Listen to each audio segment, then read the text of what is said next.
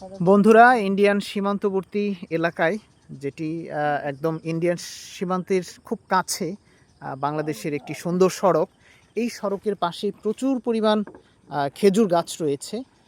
এখানটায় এসেছি এই খেজুর গাছ থেকে রস সংগ্রহের জন্য।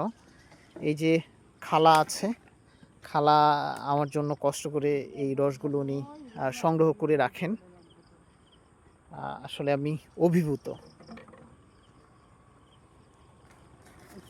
গাছ কাটা তো অনেক লোকের বরাতে হচ্ছে রস নিচে রাখি নাই তো খালা যেটা বললো যে খোকার জন্য রস কাটা বা গাছ কাটা, খালা আমার জন্য এই রসগুলো সংগ্রহ করে রাখেন, অন্য কাউকে দেয় না।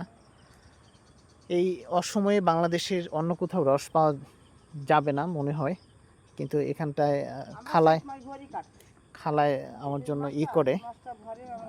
গাছ কাটতে পারিনি তো ওই মোটর চালাই না, গাছ কাটার সময় পাইনি। সমস্ত গাছে কপাল দিয়ে দেখছো, ওই দেখো গাছের কপাল কপাল বুঝিস, ওই দেখ কত রকম কপাল দিয়ে দেখো, এই গাছেরও দেখ।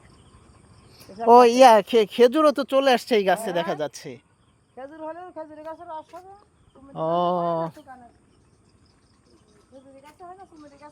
সুন্দর দৃশ্য। হ্যাঁ, সুন্দর খেজুর ধরেছে। এই অন্য গাছে তো খেজুর দেখলাম না, এটার মধ্যে দেখতেছি। ও আচ্ছা আচ্ছা, সব গাছে খেজুর হয় না, না?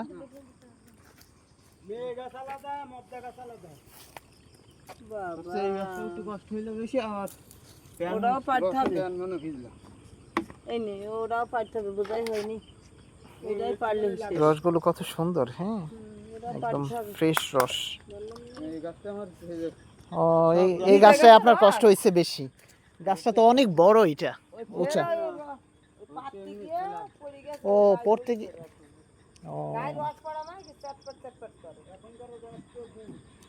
পানি দিয়ে ধুয়ে ফেলতে হবে যেন রস পড়ছে।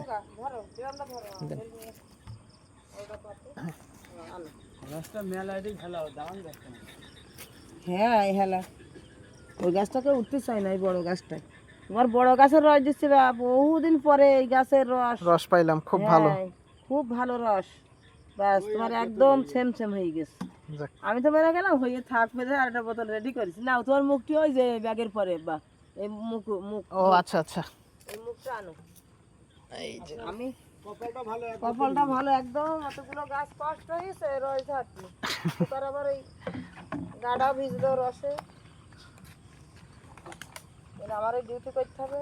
যাক, এটা আসলে আল্লাহর রহমত, আর আপনারা করছেন। ঠিক আছে খালা, থ্যাংক ইউ।